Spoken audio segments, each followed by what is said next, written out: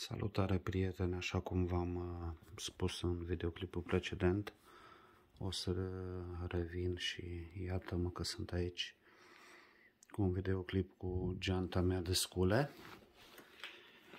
Să vedem ce avem în interiorul acestei genți. După câte se poate vedea, avem deblancatorul care este un multi-stipper number 400. Este o sculă bună, se pot deblanca ușor cabluri de 3,1 jumate, 3,2 jumate, bineînțeles și conductori până la 6 mm. Testat de mine pe 1 jumate, 2 jumate, funcționează foarte bine. Îl găsiți pe internet la diverse prețuri. Apoi avem cuțitul de la Tolson, cuțitul special, complet izolat. Avem cleștele de blancator, cleștele Spitz, cleștele Sfic și patentul de la Tolson, fiecare în buzunarul lui. Apoi avem șurubelnițele, care, după cum puteți vedea, eu le am la dublu, deoarece nu știi ce se poate întâmpla în instalații.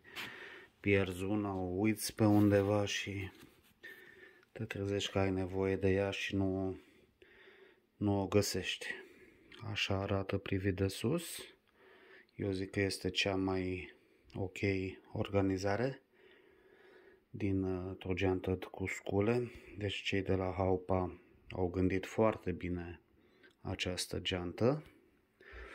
Acesta ar fi primul sertar, unde mai avem în plus cheia universală de tablouri și cele două creioane de tensiune pe care, sincer, nu le folosesc.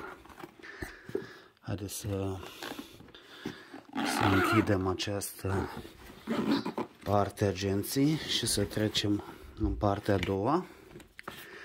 Cel de-al doilea buzunar lateral, unde avem cleștele RG45, RG11, în funcție de ce sertizăm.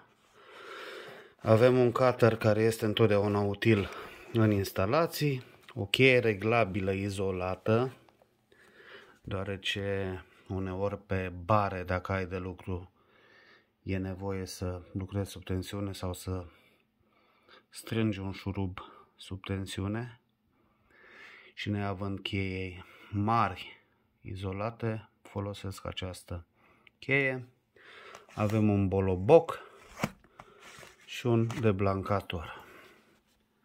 În partea de jos avem cheile izolate de la Tolson. Bineînțeles, așa cum spuneam și în clipul anterior, mă enervează că nu am cheia de 13, pe care o să trebuiască să o comand. În set sunt trimise cheile de 10, 12, 14, 17 și 19. Câteva coliere pe care le-am pus aici, deoarece buzunarele sunt libere.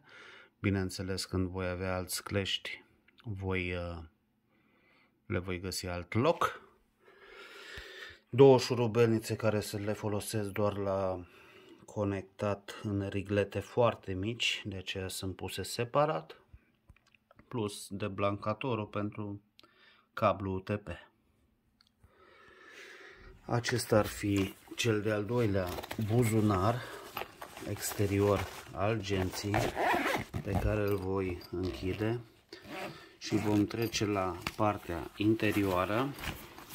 În interiorul genții de obicei țin aceste cleme Vago cu 5 poli, care sunt foarte utile. Poți conecta cu ele în doze cabluri de la 1 până la 4 mm.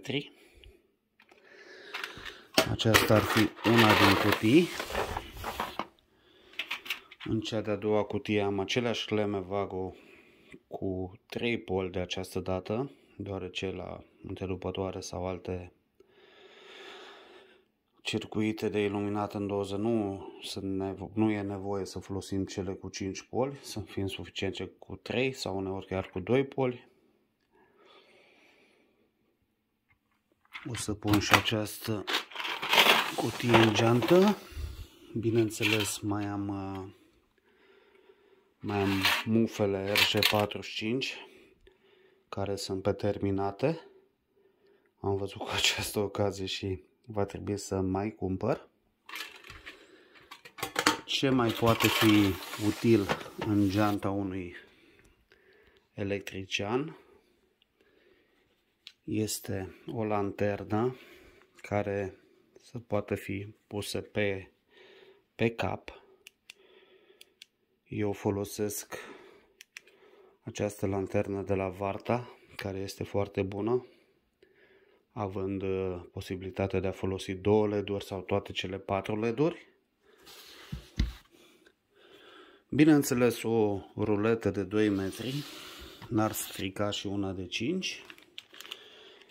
Un set de tuburi termocontractabile care te ajută în unele situații neprevăzute și acest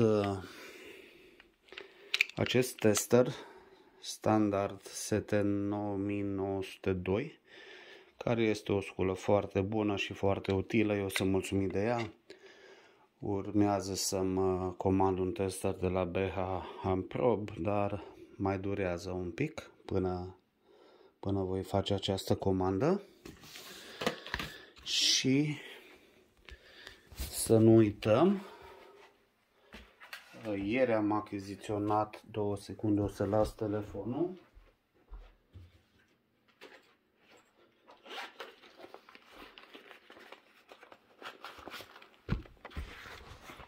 Ieri am achiziționat acest tester de cablu de rețea, care poți testa cu el cabluri Gigabyte, adică RG45 cu 8 fire, cabluri de telefonie.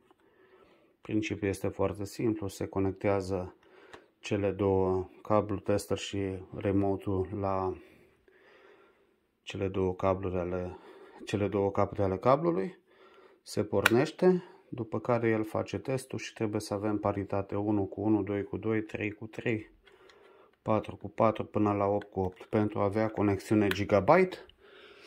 Bineînțeles că toate cele 8 fire trebuie să aibă continuitate. Cam atât cu geanta mea de scule. Dacă aveți întrebări, vă stau la dispoziție. Sunt novice în a face videoclipuri, de aceea o să rog haterii să se abțină de la comentarii. Ceilalți, dacă au o întrebare, îi ajut cu mare plăcere. Vă mulțumesc pentru atenție. Vă rog să dați like, share and subscribe la acest videoclip dacă v-a plăcut și să ne vedem la clipurile viitoare. O zi bună!